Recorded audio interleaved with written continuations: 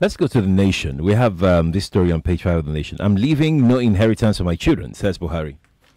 What has that got to do with the rest of us? That the mood in the nation, there's no story here really, but it was the mood that I have. I said so and so what. But he says here something. He says, my focus has always been on training the children to be relevant wherever they find themselves. I told my children, particularly the girls, that they can only get married after getting the first degree. The question, sir, with due respect, if they were to go to a Nigerian university, they probably will never get married. But you see, a lot of our leaders, they taking care of their children. They're either in private universities at the very least, or in schools abroad. So I think that those who are highlighting this story didn't know the implications before pushing it out. Okay, this is a very sensitive, it's easy to say that about, what do we say to our own children? What do we say to our own daughters? How can we say our own daughters will not get married until they are graduate? That they probably won't ever get married till they're about 40, with the way the education is being.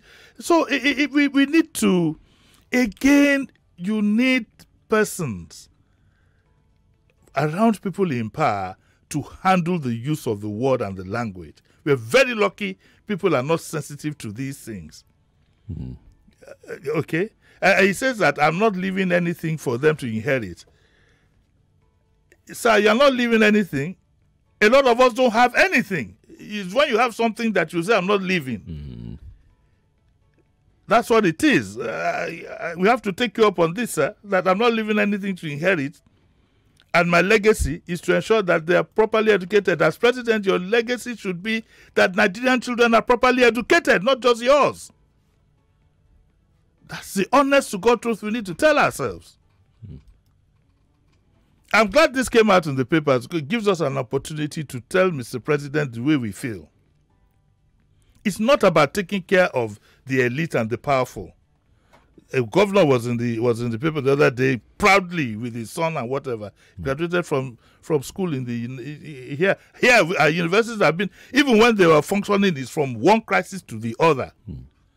From one, if you take a walk to Marere Hall or any of the halls in University of Lagos from the school, you ask how could anybody get a degree out of this kind of situation? I mean, a typical example would be that anybody can just take a drive to any public university close to them and ask for a government-built hostel, for instance. Yes. When was the last time government erected a building? Now, look at the videos that surface in the social media about some of the hostels, some of the universities. Remember that university education, to my mind, is almost like 60% 60% of formal education. The 40% is development. That's why back in the day in UI, when you go to the cafeteria, you're served. Because once you leave school, when there was no youth service, you go straight to level 8. You become a level 8 officer. If you're lucky, you're given quarters. And so you become an adult immediately. It's supposed to be, now we have graduated our universities, downgraded them to secondary schools, where universities now have to have PTA, for example. We take out the initiative from the child. We have a mess on our hands, Sheriff. A mess on our hands. Now, back in 75, when I applied to go to University of Benin, I had never been there. I didn't know, well, I knew a student, K, from romping around with K Mamudu. He said, okay, let me go with you to Benin. I took a form. One day they told me my name was in the Daily Times. I got to the school. I only slept one night, because I had to wait the following morning. Yeah. Immediately the following morning, I got my hostel. 2 of us were in a room. I mean, look at what we have downgraded ourselves to. It's very sad. Yes, it is. Yes, it is. And hopefully something urgent can be done to... It's becoming almost impossible, Sheriff. Because over time, children that were born in the midst of this rot have now become adults. So they don't have the kind of fire that people like us have based on what we had seen in the past. They don't get it. And that's where the danger is. The Nigerian standard has been dropped. The average Nigerian graduate now doesn't have the kind of confidence we had When my first job was as an assistant, I applied as a reporter. My first job was as an assistant editor in Punch, not Abele paper. At that time, there was only Punch and Daily Times. Yes, there was no Concord, there was no Guardian, there was nothing. It was in Punch.